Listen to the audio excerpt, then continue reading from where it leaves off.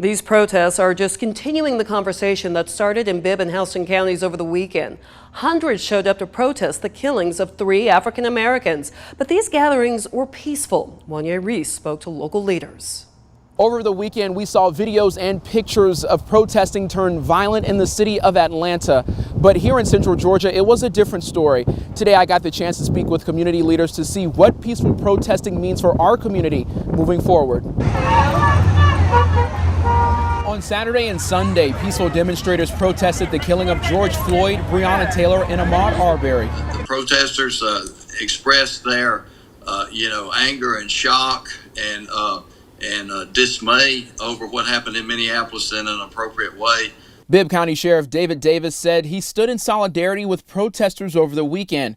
Davis says he prepared his deputies to protect the protesters, keeping anyone out who wanted to start trouble. We did it right here in our community over the weekend. On Sunday morning, faith leaders gathered for a prayer vigil led by Pastor Marvin Colbert in Macon. There were some well-wishers and bystanders coming, and so it became a crowd. And so we tried to encourage social distancing, and people did okay for the most part.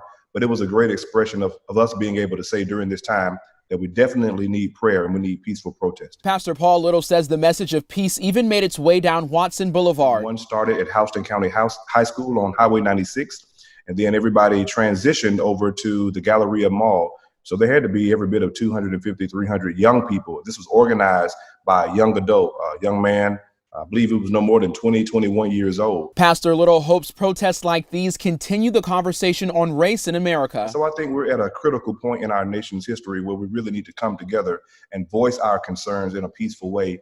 And hopefully it could affect change as we seek to move forward as a nation too. Davis says as long as protests stay peaceful, his deputies will stand with the protesters. We're here to support them. We're here to protect those demonstrators, those protesters, because they have a right to assemble. They have a right to express their outrage. Community and law enforcement leaders say that they will continue to support protests as long as they do remain calm and peaceful. Reporting in Macon, Wanya Reese, 13 WMAZ News.